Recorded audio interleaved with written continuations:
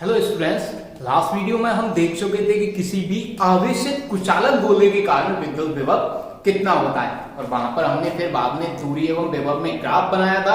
और अब उसके बाद में हमारा जो विभव की कैलकुलेशन वाला टॉपिक था, विभव की गणना वाला, वो खत्म होता है और अब हम स्टार्ट करने जा रहे हैं आपके लिए आवेशों के निकाय की स्थितिज ऊर्जा, potential energy of A system of charges. तो देखिए आप कि जो आपका आवेशों का निकाय होगा उसके अंदर स्थितिज ऊर्जा आती कहां से है। पहली बात तो जब तक हमें ये भी पता नहीं है कि इसके अंदर स्थितिज ऊर्जा आई कहां से, फिर हम उस स्थितिज ऊर्जा की गणना नहीं कर पाते। तो देखिए आप ये जो सिस्टम लेते हैं हम आवेशों का, ये एक चार्ज है Q1, ये दूसरा चार्ज है Q2, ये तीसरा चार्ज है Q3, ये चौथा चार्ज है Q4। इस तरह से हम यहाँ पे चार चार्जेस का एक सिस्टम ले रहे हैं और इस सिस्टम में आप देखेंगे कि जैसे ही मैं किसी भी एक आवेश को यहां से मूव कराता हूं, हिलाता हूं यहां से कहीं से, ये स्टेबल रखा हुआ है, सिस्टम हमारा स्थिर रखा हुआ है और मैं Q4 आवेश को यहां से ले जाकर के यहां रख देता हूं। Q4 आवेश को मैंने क्या किया, यहां से यहां पे पॉइंट ए से पॉइंट बी पर रख दिया। तो क्या होगा, मुझे कुछ ना कुछ कार्य करना पड़ेगा या नहीं करना पड़ेगा? बिल्कुल करना पड़ेगा, क्योंकि यहाँ पर देखेंगे आपकी Q1 आवेश रखा हुआ है, Q2 आवेश रखा हुआ है, Q3 आवेश रखा हुआ है और ये तीनों आवेश इस Q4 आवेश पर बल लगा रहे हैं और उस बल के कारण यहाँ पे जो Q4 आवेश है वो स्थिर रखा हुआ है। माना कि इसकी स्थितिज ऊर्जा 0 है और उस कंडीशन में स्थिर रखा हुआ है और मैं इस Q4 आवेश को ले जा करके यहां तक पॉइंट बी तक लेकर जाता हूं। तो मुझे क्या करना होगा, इन सब के कारण जो बल लग रहा है Q4 आवेश पर, उसके विरुद्ध मुझे कार्य करना पड़ेगा और यही कार्य इसमें स्थितिज ऊर्जा के रूप में जमा हो जाएगा और उसी स्थितिज ऊर्जा की अब हम यहाँ पर बात कर रहे हैं। तो पहले तो इसके अंदर स्थितिज ऊर्जा कहां से आती है वो हम देखते हैं कि जब आवेशों के निकाय में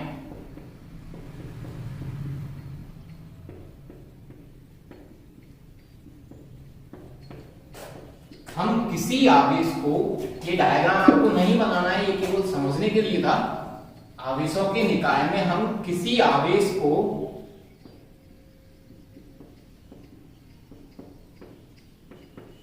एक स्थान से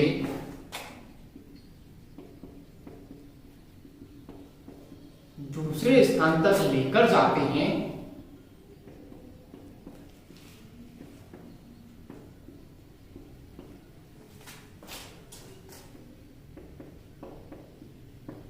तो हमें शेष सभी आवेशों के कारण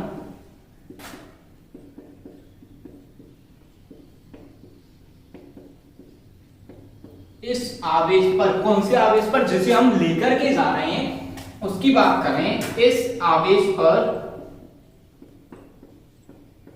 लगने वाले बल के विरुद्ध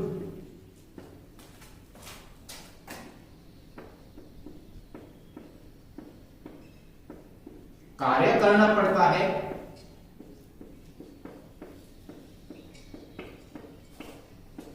तथा यही कार्य इसमें स्थितिज ऊर्जा के रूप में संचित हो जाता है।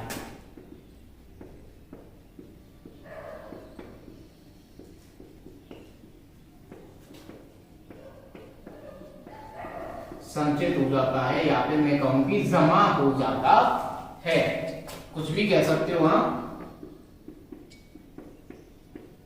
तो ये तो बात हुई कि जब हम आवेशों का निकाय लेते हैं तो उसके अंदर स्थितिज ऊर्जा कहां से आती है।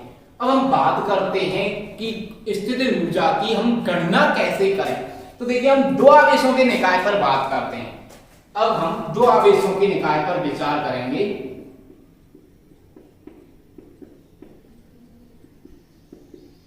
और ये दोनों आवेश मान लेते हैं हम Q1 तथा Q2 हैं।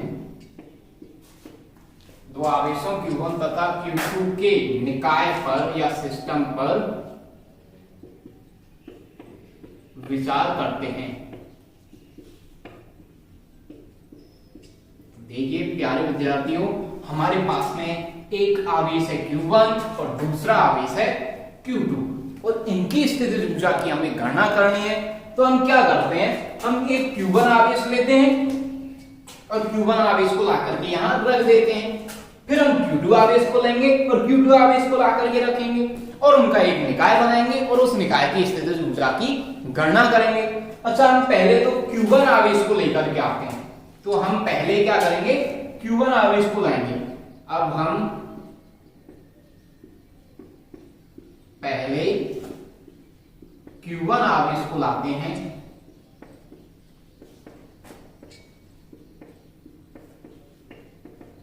तो क्या Q1 आवेश को लाने में हम कोई कार्य करेंगे? आप देखेंगे कि यहां पर ये जगह एकदम खाली रखी हुई है और यहां पर मैं Q1 आवेश को लेकर के आता हूं और यहां रख देता हूं। तो इस Q1 आवेश को लेकर के आने में जो मैंने कार्य किया वो कितना हुआ? तो मैं कोई कार्य नहीं करूंगा। क्यों नहीं करूंगा? अरे भाई, कार्य किसी ना किसी बल के विरुद्ध तो होना चाहिए। और जब यहाँ पर कोई आवेश है ही नहीं, मैं Q1 को अकेले को लेकर के आ रहा हूं और यहाँ पे लाके रख रहा हूं, तो Q1 आवेश को यहां से और यहां तक लाने के लिए मुझे कौन रोकेगा? कोई नहीं है यहाँ पे रोकने वाला, तो मुझे कोई कार्य नहीं करना पड़ेगा। तो जब हम Q1 आवेश को लेकर के आएंगे, जब हम पहले Q1 आवेश को लाते हैं तो किया गया कार्य क्या होगा? शून्य होगा। तो अभी तक तो इसकी स्थितिज ऊर्जा क्या होगी? 0 होगी, क्योंकि हमने कोई कार्य ही नहीं किया है। अब हम Q2 आवेश को लाते हैं। अब हम Q2 आवेश को लाते हैं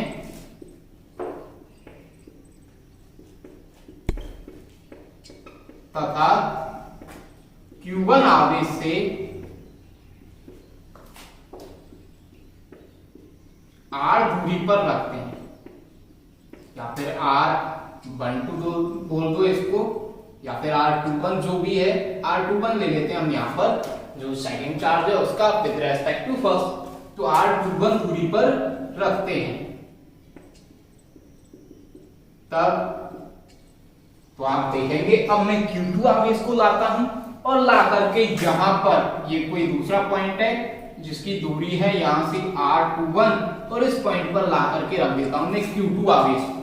तो क्या होगा? अब मुझे कार्य करना पड़ेगा, बिल्कुल करना पड़ेगा, क्योंकि यहां पर पहले से Q1 आवेश है और इसका माना विद्युत क्षेत्र ऐसे फैला हुआ है इसके चारों तरफ। तो जैसे ही हम Q2 आवेश को अनंत से लेकर के चलेंगे और यहाँ पर जैसे ही इसके विद्युत क्षेत्र में प्रवेश करेंगे, तो ये विद्युत क्षेत्र Q2 आवेश को क्या करेगा? प्रतिकर्षित करने लगेगा और उसके लिए मुझे कार्य करना पड़ेगा इस Q2 आवेश पर। तो कुछ ना कुछ कार्य यहाँ पर होगा और वो कार्य कितना होगा उसकी हम गणना करेंगे और वही कार्य किसके रूप में जमा होगा? इसमें स्थितिज ऊर्जा के रूप में जमा होगा। तो हम स्थितिज ऊर्जा की गणना कर लेते हैं। तो देखिए, तो जब हम इसे R21 दूरी पर रखते हैं तब हमें Q1 के विद्युत बल के विरुद्ध या विद्युत क्षेत्र के विरुद्ध क्या करना होगा? कार्य करना पड़ेगा। और ये कार्य कैसे गणना करेंगे हम इस कार्य की? तो देखिए, आपको पता है कार्य का फॉर्मूला क्या होता है? अच्छा, हमें पता नहीं है कार्य का फॉर्मूला। यहाँ पर चलो कार्य की बात छोड़ते हैं, हमें पता है विभव का फॉर्मूला क्या होता है, हमें उसका भी पता नहीं है।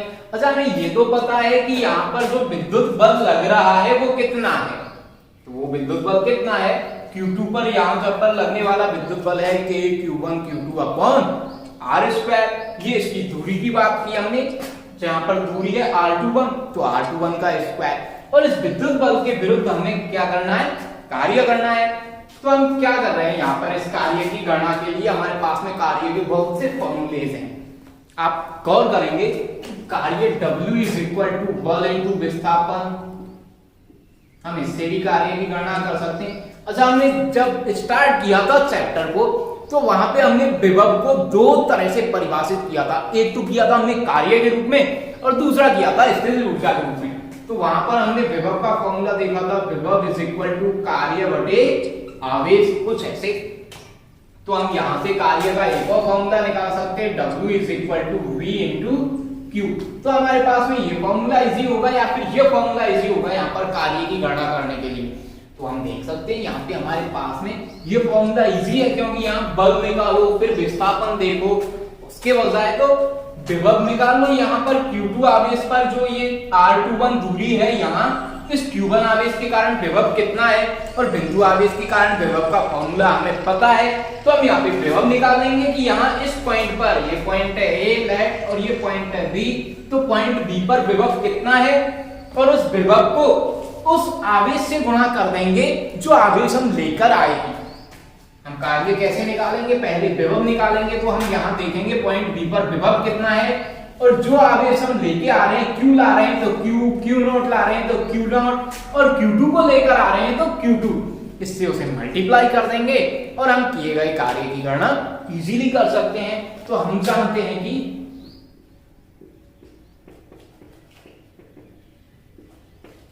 कार्य W is equal to V into Q, विभव इंटू आवेश। अतः W इज इक्वल टू, यहां पर विभव कितना होगा, तो बिंदु आवेश के कारण विभव का फॉर्मूला होगा 1/4 pi epsilon naught into Q upon R। तो यहां पर आवेश कितना है, Q1 है, और दूरी कितनी ले रहे हैं हम, R21, तो दूरी हो गई R21 इंटू Q, और Q क्या है, वह आवेश जिसे हम लेकर आ रहे हैं। तो हम कौन सा आवेश लेके आ रहे हैं, Q2 आवेश लेके आ रहे हैं, तो इंटू Q2। तो इसे हम ऐसे लिख देंगे W is equal to 1/4 pi epsilon naught into Q1 into Q2 upon R21। ये आ गया कार्य, और यही कार्य किसके रूप में जमा होगा, स्थिर ऊर्जा के रूप में।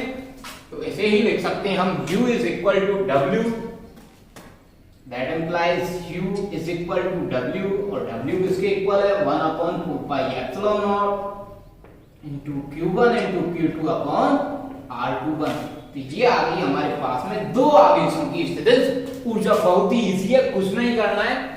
यहाँ पे पॉइंट B पर जो हम Q2 आवेश लेकर के आ रहे हैं, इस पर विभव की गणना कीजिए और उस विभव को Q2 आवेश से मल्टीप्लाई कर दीजिए। ये कार्य की गणना हो गई, और इस कार्य को ही हम स्थितिज ऊर्जा के रूप में मान रहे हैं, तो ये स्थितिज ऊर्जा आ गई। बहुत ही इजी है। अब हम बात करते हैं कि जब दो से ज्यादा आवेश हों तब क्या होगा। तो देखिए नेक्स्ट टॉपिक,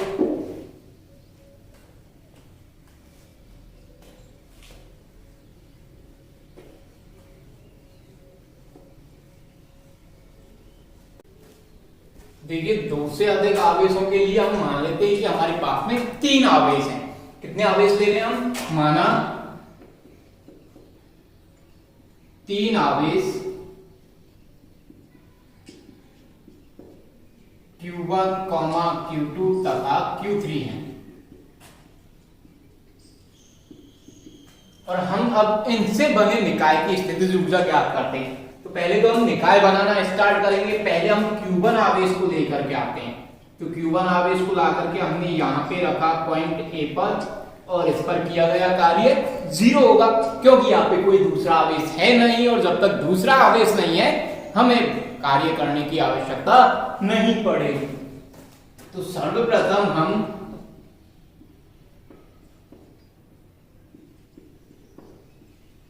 Q1 आवेश को लाते हैं,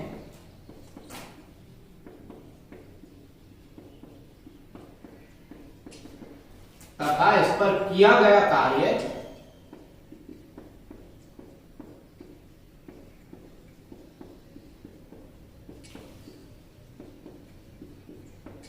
शून्य होगा।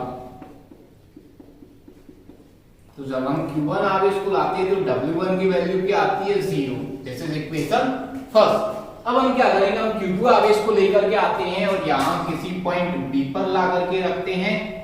ये Q2 आवेश लेकर के आए, हम पॉइंट B पर रखा है इसे, और इस Q1 से Q2 की जो डिस्टेंस है वो है R21 है, ये हमने मान ली है।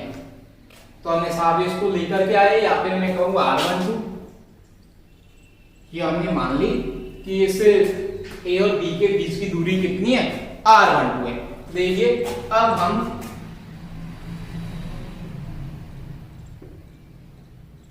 Q2 आवेश को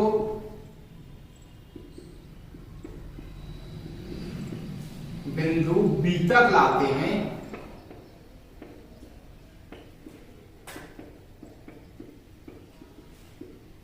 अतः इस पर किया गया कार्य,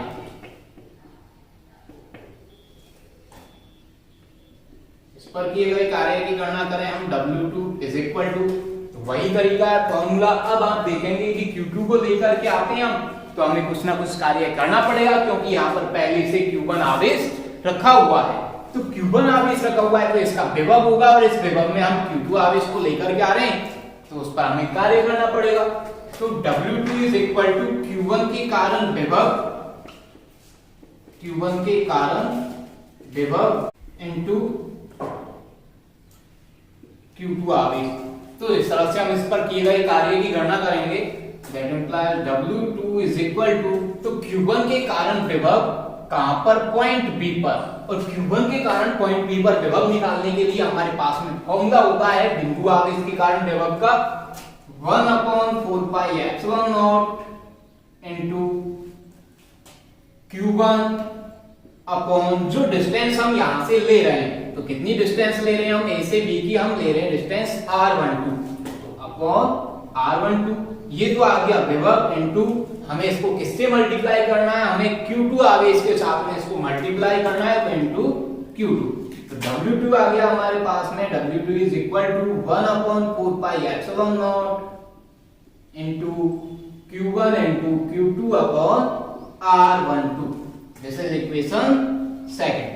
अब हमें क्या करना है, अब हम तीसरे आवेश Q3 को लेकर के आते हैं। तो फिर से पहुंच जाइए अनंत पर, Q3 को पकड़िए और लेकर के आते हैं यहाँ किसी पॉइंट C तक। तो यहाँ पे एक पॉइंट C है और इस पर हम Q3 आवेश को लेकर के आते हैं। अब आप देख सकते हैं जब हम इस पॉइंट C पर Q3 आवेश को ला रहे हैं, तो यहाँ पर Q1 आवेश पहले से रखा हुआ है और Q2 आवेश पहले से रखा हुआ है। तो इनका जो इलेक्ट्रिक फील्ड है, यहाँ इनका जो विद्युत क्षेत्र है, वो इस Q3 आवेश को आने से रोकना चाहेगा या फिर इस पर प्रतिकर्षण बल लगाएगा। तो इन दोनों के विभव के कारण यहाँ कार्य होने वाला है, या फिर कहें कि इन दोनों के विद्युत बल के कारण यहाँ कार्य होने वाला है। तो हम Q3 आवेश को लाते हैं तो क्या होगा, अब हम Q3 आवेश को लाते हैं और कहां तक लाते हैं, बिंदु C पर लाकर रखते हैं।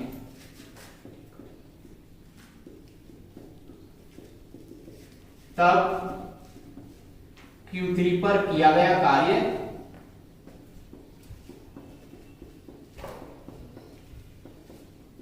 और ये होगा W3 is equal to Q1 और Q2 इन दोनों के कारण आप विभव Q1 तथा Q2 दोनों के कारण विभव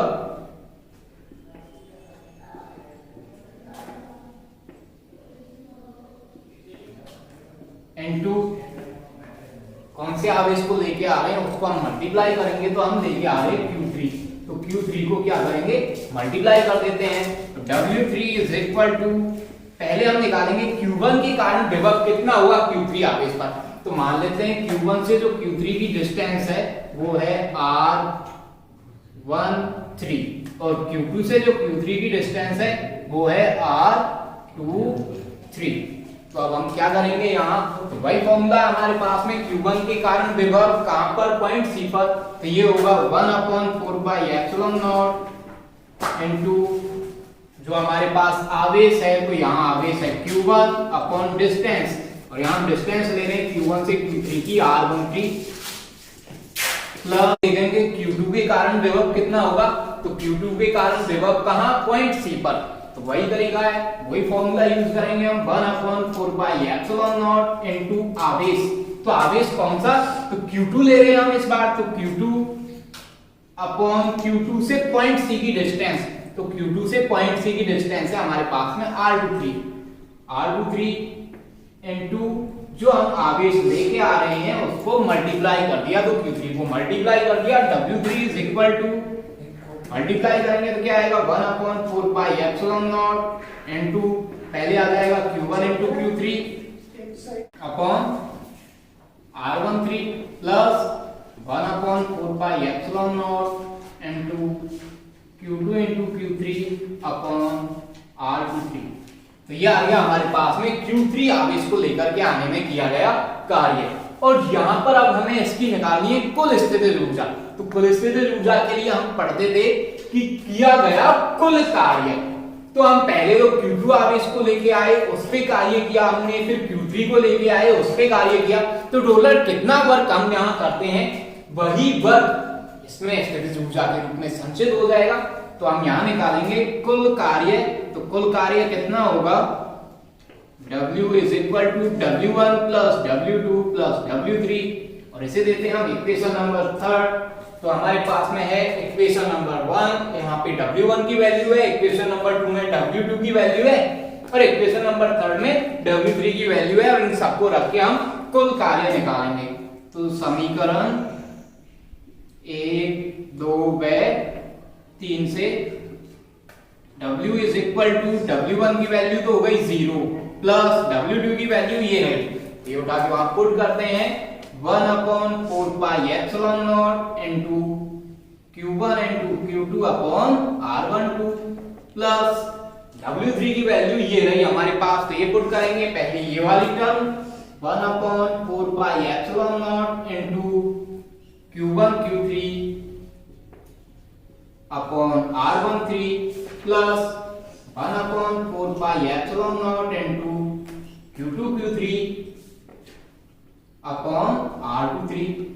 अब इन सबको ऐड करके हम कुल कार्य निकालते हैं। और यही कार्य किसके रूप में जमा होगा, इसमें स्थितिज ऊर्जा के रूप में जमा हो जाएगा। तो हम कहेंगे इस निकाय की स्थितिज ऊर्जा, इस निकाय की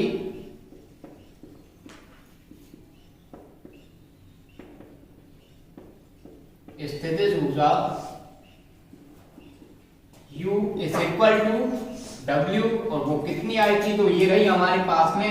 हम 1/4 पाई एप्सिलॉन नॉट को कॉमन ले लेते हैं और अंदर बचेगा Q1 into Q2 upon R12 plus Q1 into Q3 upon R13 plus Q2 into Q3 upon R23। ये आ गई हमारे पास में 3 आवेशों के निकाय की स्थितिज ऊर्जा। ऐसे ही हम 4 आवेशों के निकाय की स्थितिज ऊर्जा निकाल सकते हैं। तो हम 4 आवेशों के निकाय की स्थितिज ऊर्जा देखेंगे कैसे निकालेंगे। This is equation number 4। 4 आवेशों के लिए या 4 आवेशों के निकाय के लिए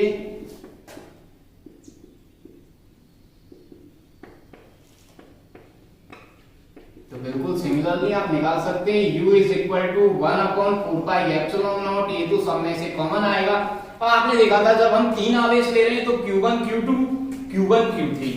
अब जब हम 4 आवेश लेंगे तो Q1 जैसे यहाँ Q1 Q2 और Q3 दोनों के साथ में आता है, ऐसे ही वहां पे Q1 Q2 के साथ भी आएगा, Q1 Q3 के साथ भी आएगा और Q1 Q4 के साथ भी आएगा, चारों आवेशों के लिए।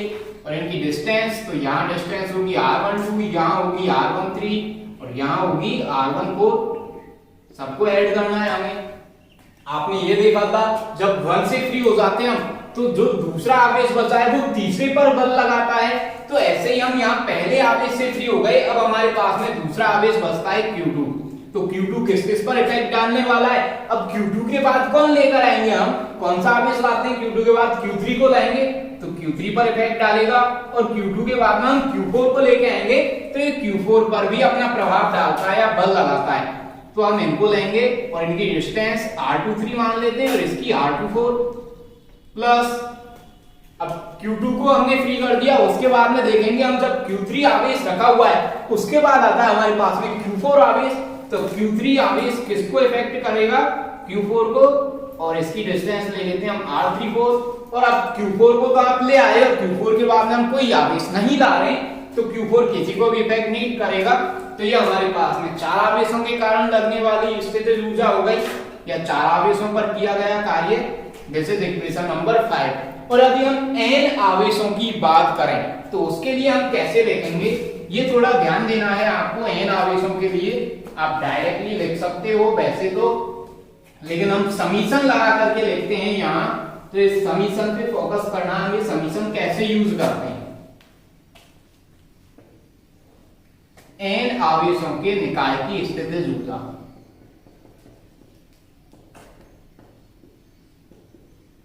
ये स्टार लगा के लिख लेना आपको अलग से।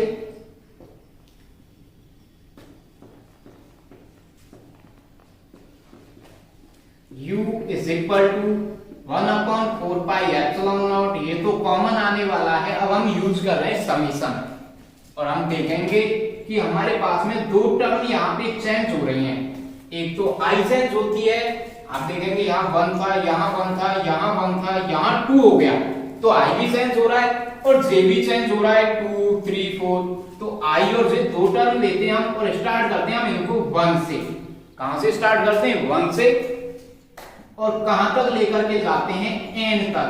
तो I और J दोनों को हम n तक लेके गए, मतलब I की वैल्यू हम 1 से रखना स्टार्ट करेंगे, ऐसे ही J की वैल्यू 1 से स्टार्ट करते हैं, और आता है हमारे पास में अंदर QI QJ अपॉन RIJ। तो आप देखेंगे यहाँ पर कुछ एक टर्म्स ऐसी हैं जो अनवांटेड है, जो हमें यहाँ पे नहीं चाहिए, लेकिन वो फिर भी यहाँ आएंगी। कैसे आएंगी कि I की वैल्यू 1 पुट करते हैं और J की वैल्यू 1 पुट करें, तो आप देखेंगे यहाँ पे Q I की वैल्यू 1 पुट करें और J की वैल्यू भी 1 पुट करें और R 1 1। तो ये टर्म यहाँ आ रही है क्या? कहीं पे नहीं आ रही। तो जब I और J दोनों बराबर हैं, वो वाली टर्म यहाँ पे नहीं है, तो हम कहेंगे कि I और J कभी भी बराबर नहीं होने चाहिए। तो ये वाली टर्म अपने आप ही क्या हो गई? अब कट गई। अब इनसे हमें यहाँ पे कोई मतलब नहीं है, क्योंकि हम कभी भी I और J को बराबर नहीं लेंगे। तो चलो I और J को बराबर नहीं लेते, फिर भी अनवांटेड टर्म्स आती हैं। वो कैसे आती हैं कि मैं ले रहा हूं Q, I की वैल्यू पुट कर रहा हूं 2 और J की वैल्यू पुट कर रहा हूं 1। तो आप देखेंगे I की जगह रखें हम 2 और J की जगह रखें 1, तो नीचे आएगा R21। तो क्या ऐसा हो सकता है कि दूसरे आवेश को हम पहले ले आए और फिर पहले आवेश को हम बाद में लाएं, तो दूसरा आवेश पहले वाले को रिपेल करे, प्रतिकर्षण बल लगाए? ऐसा नहीं होता है। तो हमें हमेशा देखेंगे कि पहला आवेश पहले आएगा और उसके बाद दूसरा आएगा, उसके बाद तीसरा आएगा। तो इस कंडीशन में आप देखेंगे कि जो I है वो कभी भी J से बड़ा नहीं होगा। मतलब ये जो पहले वाली टर्म है ये J से, जो दूसरी वाली टर्म है उससे बड़ी नहीं होगी। मतलब तीसरा आवेश पहले आएगा तो उसके बाद चौथा आवेश आएगा। तो J 4 है यहाँ पर और I है 3। तो आप यहाँ पे ये लिख सकते हैं कि I is always less than from J। और अब ये जैसे ही हम ये दोनों कंडीशन अप्लाई करेंगे तो हमें ये जो अनवांटेड टर्म है, एक तो ये वाली और एक ये जो हम लिख रहे हैं Q2 into Q1, ये दोनों अपने आप ही हट जाती हैं। तो हम समीशन लगाने में I और J को 1 to n तो मान लेंगे, लेकिन हमें ये कंडीशन भी अप्लाई करनी होगी कि I कभी भी J के बराबर नहीं होना चाहिए और I हमेशा J से कैसा होना चाहिए? छोटा होना चाहिए। इस तरह से हम n आवेशों के निकाय की स्थितिज ऊर्जा निकाल सकते हैं। तो ये हमारे पास में जो पोटेंशियल एनर्जी वाला टॉपिक तक खत्म होता है। अब हम द्विध्रुव की स्थितिज ऊर्जा के बारे में अध्ययन करेंगे नेक्स्ट टॉपिक में। तो आज के लिए इतना ही। यदि आपको इसमें कोई प्रॉब्लम है तो वो आप हमें कमेंट करके बता सकते हैं या फिर डायरेक्ट मैसेज करके बता सकते हैं। Thank you students.